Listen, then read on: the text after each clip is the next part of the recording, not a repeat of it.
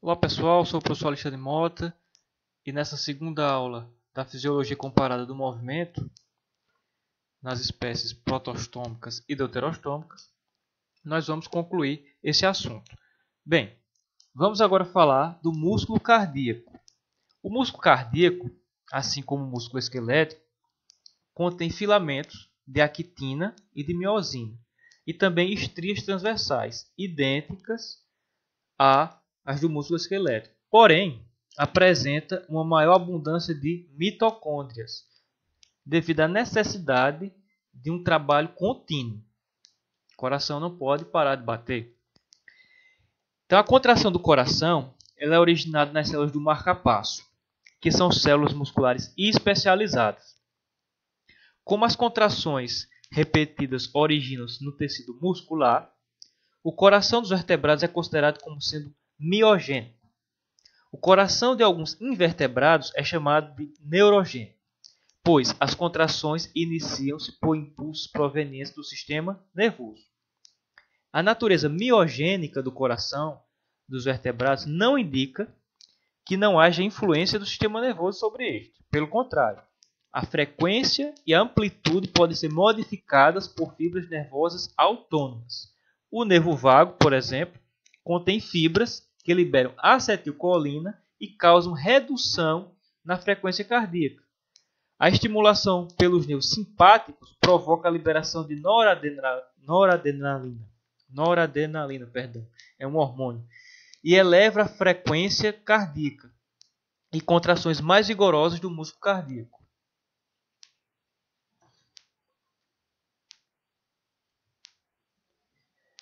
Bem, gente, agora a gente vai falar de um músculo importante nos moluscos, que é o músculo CAT. Os bivalves, que são uma espécie de molusco da classe dos gastrópodes, eles se protegem fechando as suas conchas. E um ou mais músculos adutores fracionam uma concha de encontro à outra, mantendo-as fechadas contra a ação elástica da articulação. As espécies que vivem na zona do estirâncio necessitam manter suas conchas fechadas. Quando a água recua e o músculo é mantido contraído por horas, com as conchas ligeiramente fechadas, sob condições que provavelmente são completamente anaeróbias. Quando uma estrela do mar, por exemplo, ataca um mexilhão, ela acopla o seu pé tubular nas duas conchas e tenta separá-las. Durante o teste de resistência protetora, o músculo de fechamento do bivalve permanece em estado de contração.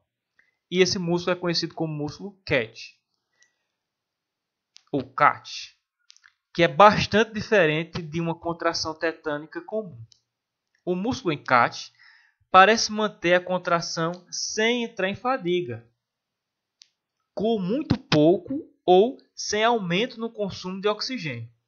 Acredita-se que a miosina do músculo CAT ela é uma isoforma que responde a concentrações elevadas de cálcio intracelular, de uma forma similar a outras miosinas, mas não libera o filamento fino de actina quando a contração de cálcio intracelular é reduzida, a contração de repouso.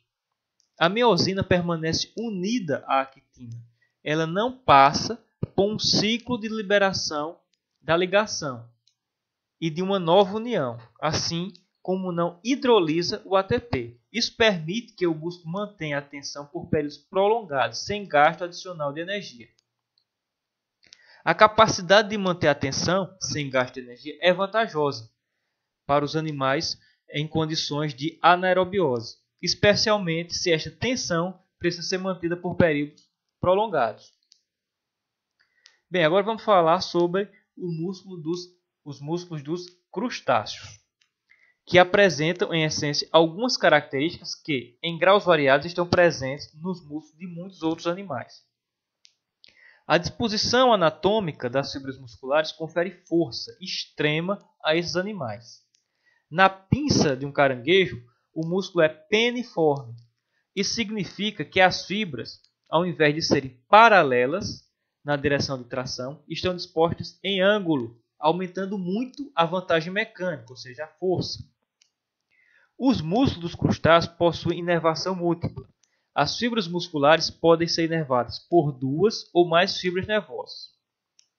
Além dos nervos múltiplos, que estimulam a contração dos músculos, muitos músculos de artrópodes também possuem nervos inibitórios, cuja estimulação resulta no relaxamento muscular, caso o músculo esteja previamente em estado de contração.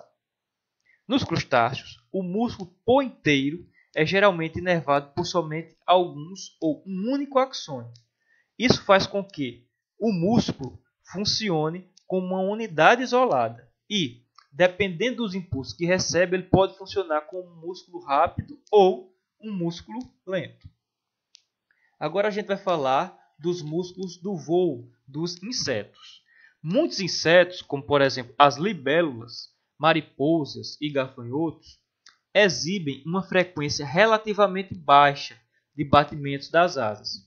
E cada contração muscular ocorre em resposta a um estímulo nervoso. Esse músculo do voo, ele é conhecido como músculo sincrônico.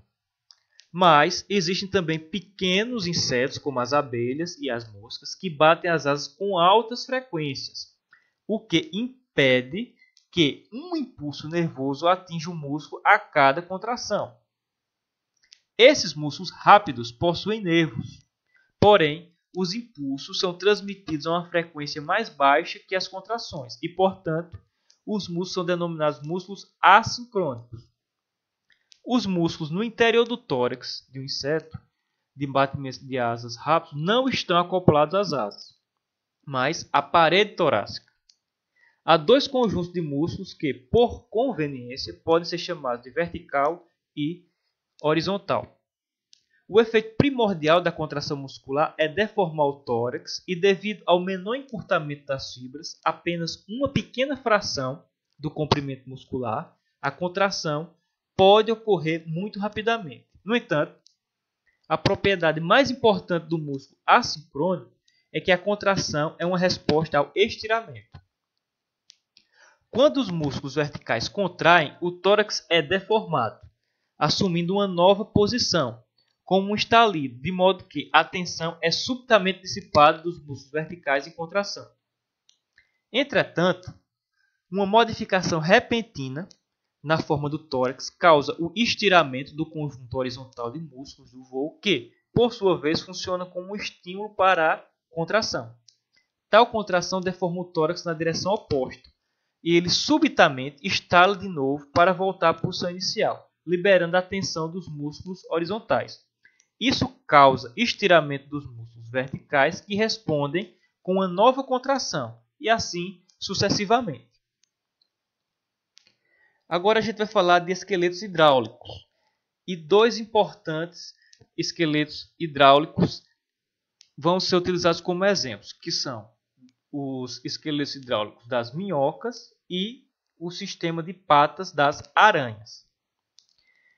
Em relação às minhocas, a parede de uma minhoca apresenta duas camadas musculares, que se estendem em duas direções distintas, tanto em folhetos circulares ao redor do corpo, como na direção longitudinal.